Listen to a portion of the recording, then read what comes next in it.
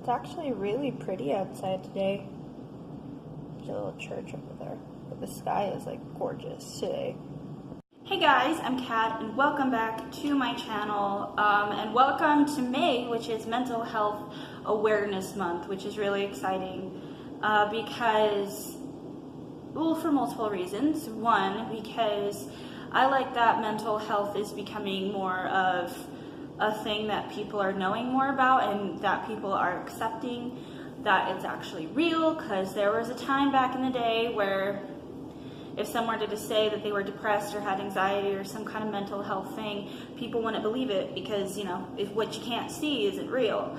But it is, and it's very apparent, and I like that there's an entire month dedicated to mental health and being aware of it.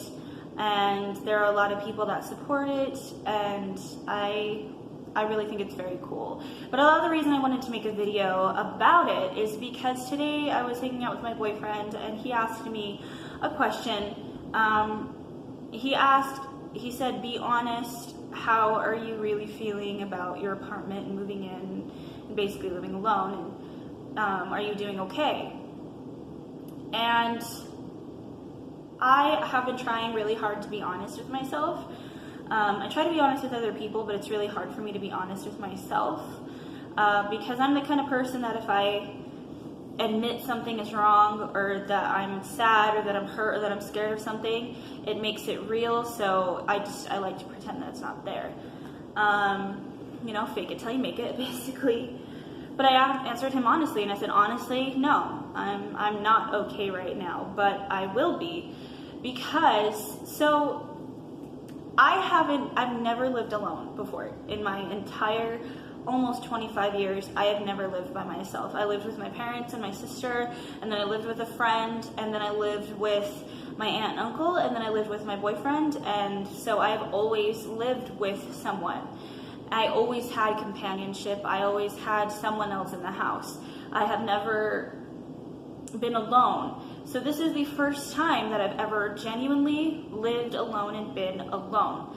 I've been in a house alone for a few days, but you know, they always come back. But I've never actually come to an empty place by myself. Nobody else is here.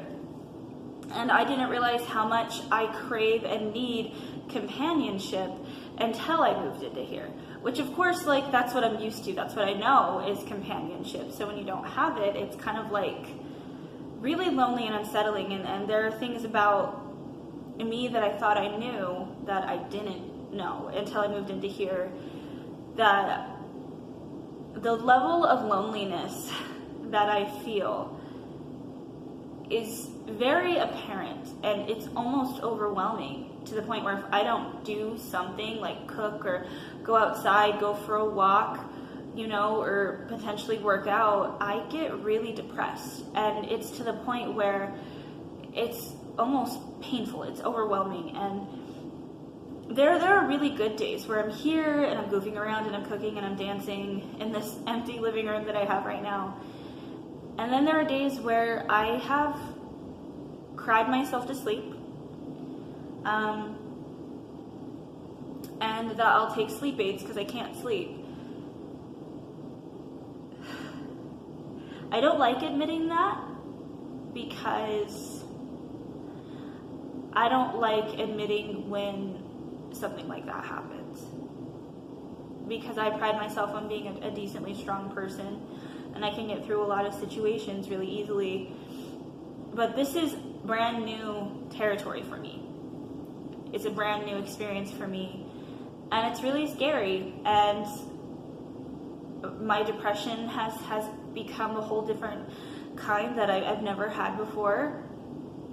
My anxiety is actually rather normal.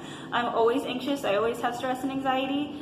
I have a tendency of when I get stressed, I clench my jaw, so this side of my mouth hurts like hell because of it.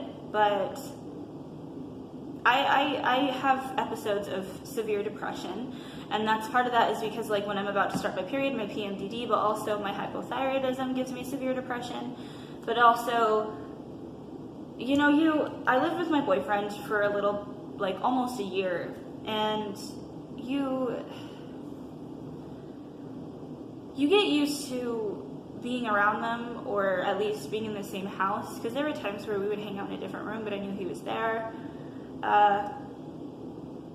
Coming home to each other, even something as simple as feeling them lay next to you and hearing them breathe, you get used to that. So when you get put in a situation where that's not there, it's really hard to accept.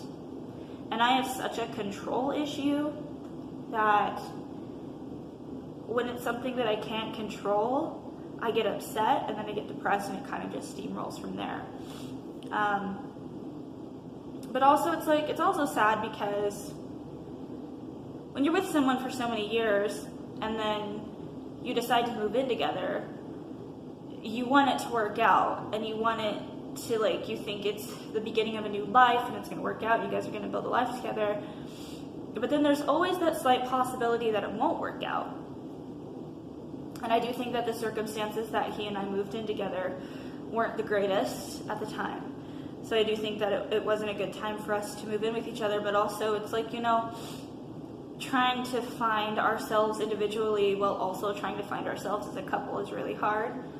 I think sometimes when you're with someone for so long, you can forget who you are individually because you're so consumed with who you are together. We haven't broken up. We're not broken up, but it does kind of, it has done something to my psyche because I wanted it to work out so much. But I had this gut feeling because, and a lot of other people that I know are convinced that I don't like to say psychic on some level, but precog on some level, but that's a whole, that is a video I'm going to make soon. But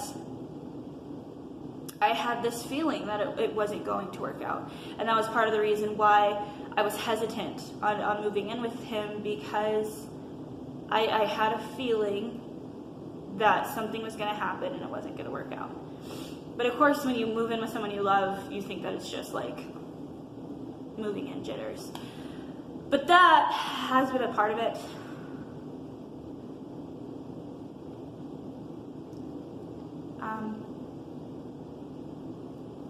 That has really messed with my inner psyche. And the fear of not being able to pay rent and stuff like that, because I've never done that before. So my mental health has been kind of wavering. It's been like, like I'm great and I'm happy, and then it's like I'm not and it's bad. And when you live with someone, like when you're like that, you can go to them and talk to them when you're alone. You kind of just have to get through it by yourself. And it's not all bad, because I am excited about having this place and having my own space and getting furniture and having a life here and having parties, people stay over, stuff like that. Like it's not that I'm not excited. And in a way, it's good sadness, because I've never felt this kind of sadness before. I've never felt this kind of loneliness before. And what's good about that is that I can feel that and grow from it and become a better person from it. And if it ever happens again, I'll know how to recognize it and how to get through it. So there is a positivity that comes with it. And so, and I know, because I am a tough person, that I will get through this little gray part of life that I'm feeling. I know that I'll make it through. I know that I'll be okay. It's just right now, it's a lot. And I know that it's like, well, you were able to move into an apartment and all this stuff, and that I'm very lucky for that. It's just like, it's a lot on the mind. It's a lot, and it has messed with my anxiety and my stress level and my depression. And my loneliness. I never knew that about myself. I always thought that I was okay with being alone. But I think it's because I have never actually been alone like that. So, and, people don't believe in mental health because they can't see it. Like, you can see a broken arm. You can see a cut on someone's leg or on their hands or something, and so that that's an actual injury, that's pain. But when it has to do with the mind, you can't see it necessarily. Like, you can sometimes see it in people, but you can't like see it. And I think that's why people don't believe that it's there, or that I think there are people that do use it in a negative way to get attention. But I do think that other people have issues with it. I've had my own problems with depression and anxiety. For 2 years of my life, from maybe 16 to 18 years old, I would have severe panic attacks every single day for no apparent reason. Sometimes they would be triggered by something, but other times I would just wake up and have a panic attack. I'd go outside and have a panic attack. And that was a really hard experience for me to have to learn how to cope with that. And there were times in high school where I was just so depressed, I started self-harming, and there were times where I wanted to take my own life. There were times where I did get close to it. I do have suicidal ideation, and sometimes it gets really intense and aggressive, and I start to worry about myself, because there have been times where all I can think about is reasons why it would be a good idea for me to be gone. Luckily, I have an amazing support system and people in my life that can remind me of all the reasons why it wouldn't be, but there have been really rough days where it's just too much. It's too much. And I think that it's really sad that for some people, the only option for them when they're so sad and so overwhelmed is to take their own life. I think that's one of the saddest things ever, that they feel like that's the only way to find relief, not just for themselves, but for other people. And when people say, oh, I wish I would have known, I wish I could have done something, it's like when someone makes the plans and they're so dedicated to it, they're probably going to find a way to do it anyway. But also, when you feel like you're a burden to someone, you find ways to pretend that you're okay because you don't want to be a weight on that person. So when someone is smiling and saying they're fine and that they're happy, it doesn't mean they are. It just means that they've learned how to fool people around them into thinking that they're okay. And there can be some days where they're okay, that they actually are happy. And then all it takes is that one day where it's too much. And there are signs, but it's you need to ask if you're okay. All because you assume someone's okay doesn't mean they are. And it never hurts to ask if someone's okay. It never hurts to tell them good things and to be there for them at all. There's nothing wrong with that. Even if the happiest person in the world, everybody loves to hear happy, good things. But people shouldn't be upset with themselves when that does happen, because sometimes you never know. Sometimes people give you signs, and then sometimes people don't. And usually, I don't remember the statistics, so I'm probably wrong, but usually women are the ones that show more signs and attempt but don't succeed. Men are usually the ones, I think, that seem to hide it more and a lot easier and attempt and do succeed. I think, and that is I'll have to find more statistics and put it in the description, but I didn't want to do a video of statistics of mental health and stuff like that. I didn't want that. But as a person who has had days where I'm so painfully sad and it's just too much, but then I have to go to work, which is customer service, and I have to slap this smile on my face and make jokes and be happy, I know how that feels, to kind of push down that depression so you don't worry or feel like you're burdening someone else. But also, when you make someone who is having some kind of mental health problem or mental illness problem, when you make them feel like they're a problem, like their depression or anxiety or whatever is an issue, it makes them feel like it's an issue, and it doesn't fix it. it doesn't make it worse. Tough love, when it comes to that kind of thing, is not the right choice, because it's going to make them feel worse about themselves and confirm how they feel. And because I know there have been times where I've had friends where they've given me tough love and it doesn't help. It just makes me feel shittier when that happens.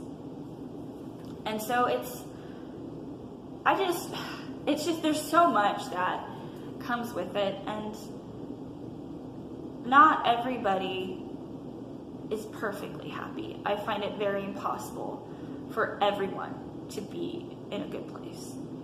And it never hurts to be that person that asks if someone's okay, or gives someone a hug, or gives them a compliment. Even if you don't know that person, it doesn't hurt, because a stranger could be having the worst day possible, and then you could say that they look great, or they have an amazing smile, or what they're wearing is amazing, or something good, and it can change their day. Because I know from personal experience that I'll be having the shittiest day possible, and then someone will compliment me on something, and it makes me feel better. Even if it's just for a second, it makes me feel better. So it is okay to be that person. But also, if you are someone who's having problems, who either does have suicidal ideation or is having suicidal thoughts, I'm going to be putting the suicidal phone number, I can never remember what it is, down in the description below, along with a bunch of other numbers. And I highly, highly, highly suggest that you take advantage of those, because that could be a phone call that could save your life. And I know that at that point you don't feel like anything's going to save your life and it doesn't matter to you, but maybe it will. And I know it's hard to find things, good things and things, but you can find it in the smallest of things, from how green the grass is, to the different colors in the mountains, to when it's a not cloudy day, like today is absolutely beautiful, or the fact that you ate good food, or that you're breathing. You can find happiness in the simplest of things, and you just have to try if you can. But also, to the people who might have friends or family that you're starting to worry about, do not be afraid to make that phone call. Do not be afraid to take that step. Because the way I feel is, making that phone call, if they hate me for making that phone call, if they're mad at me, I'd rather them be mad at me and hate me than be dead. At least, if they hate me, they'll be alive while they're doing it, and that is something I could get over. I could get over never seeing them again and them hating me, but at least they'd be alive while they were doing it. What I couldn't get over is the fact that I would have all these things at my fingertips, phone numbers, doctors, and if I didn't take advantage of those things, and that person took their life, and I knew that they would eventually, that would be something that I couldn't live with. Was being too afraid of hurting their feelings and them hating me so I don't make the phone call, and then they take their life, rather than, okay, you can hate me, I don't care, you hate me all you want, but you're going to be alive while you're doing it. So if you're someone who is afraid that someone's going to go down that path, or that they are, do not be afraid to take that phone call, make that phone call, and do not be afraid of them being mad at you or hating you, because they'll be alive while they're doing it, and you don't want to live with, I guess, the guilt of the fact that you could have saved their life, but you were too afraid to. And I know that it's kind of a selfish thing. It is kind of a selfish thing. But at the same time, there are times where it's okay to be selfish. And there are so many things that I could touch on, so many things that I could talk about, and this video would be so long. But some things that I have to remind myself is, I'm not actually alone. I have such an amazing support system. And surround yourself with people that are supportive, that help you believe in yourself.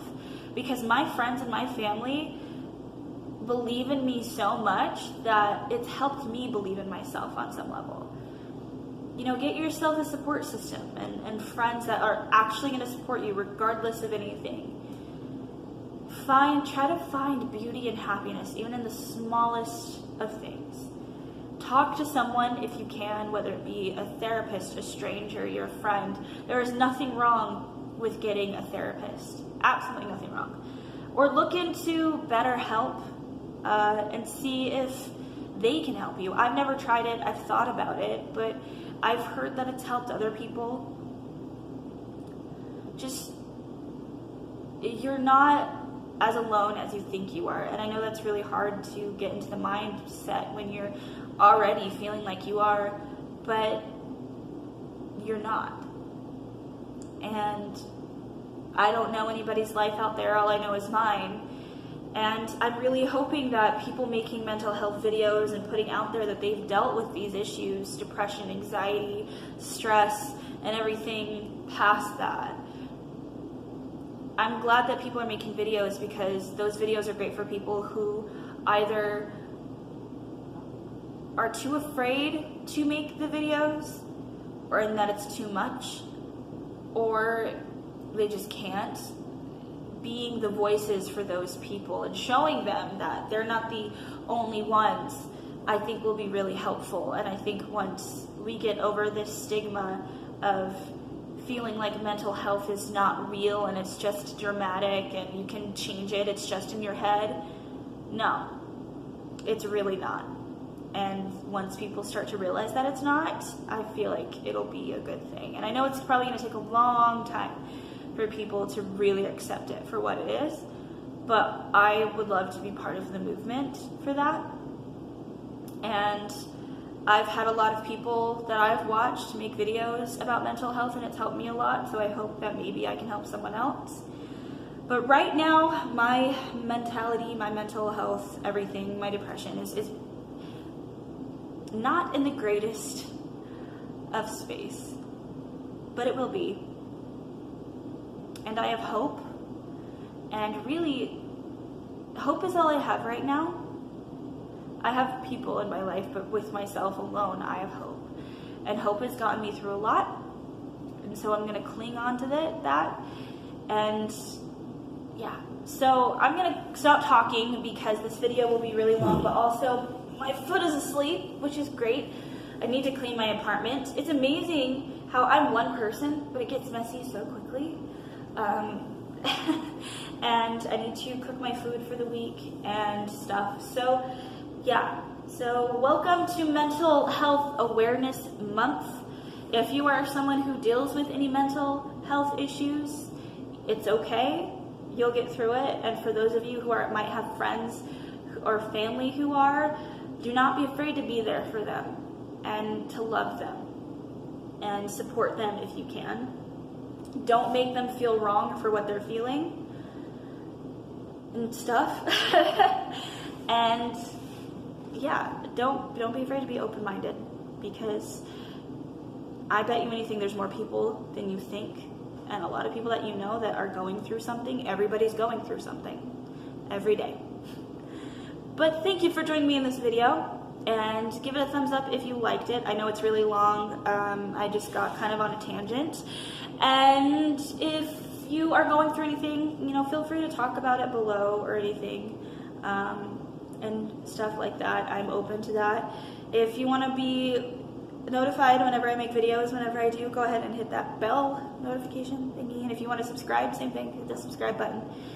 And I'm gonna go and clean my apartment, make some food, maybe watch a really happy movie, and go from there. And I'll see you later. So have a wonderful day and a beautiful night. And this is Kat signing off. Bye. That way. I'll show you something because the lighting is shitty right now. But I have these little pictures that I'm gonna put in my hallway before I leave. But this one says, "Today I will be happy. I will walk boldly. I will be brave. I will choose wisely. I will be grateful. I will speak confidently. I will be thoughtful. I will love fully. I will be the best version of me." I found this at the dollar store. Sometimes you can find some really good stuff at the Dollar Tree. And then my mom bought me this from Hobby Lobby. Don't look back, you're not going that way. And it shows this girl with a bun. But I really like that.